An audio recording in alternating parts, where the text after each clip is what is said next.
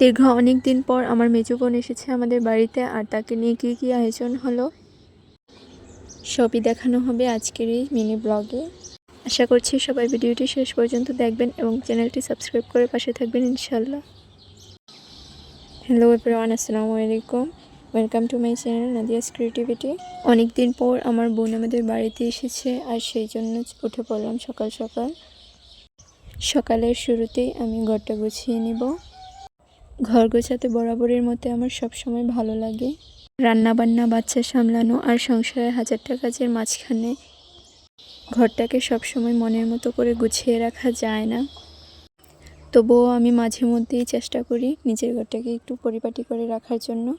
ঘরে খুব দামি জিনিসপত্র না থাকলেও সামান্য জিনিস দিয়েও ঘর গুছিয়ে রাখা যায়। ঘর গোছানোর কাজ শেষ করে তারপরে চলে যাব রান্নাবান্না করতে। রান্নাবান্নার কাজ শেষ করতে প্রায় দুপুর হয়ে গিয়েছিল, আর এরই মধ্যে চলে এসেছিল এরা। আর এটা হচ্ছে আমার বোনের ছেলে। আমি গিয়ে তাকে এগিয়ে নিয়ে আসি। দীর্ঘ অনেকক্ষণ একসাথে সময় কাটানোর পরে আমরা সবাই বসে পড়লাম দুপুরের খাবার খেতে। আর খাবারের আয়োজনে করেছিলাম রুই মাছ, চিংড়ি মাছ, মাছের ভর্তা, পোলাও, রোস্ট আর গরুর মাংস। সেই সাথে আমার মোস্ট ফেভারিট দই তো থাকছেই। খাবার টেবিলে বসে অনেক গল্প করলাম। সেই সাথে আজকের ভিডিওটি এখানেই শেষ করছি। সবাই ভালো থাকবেন, সুস্থ থাকবেন, আল্লাহ হাফেজ।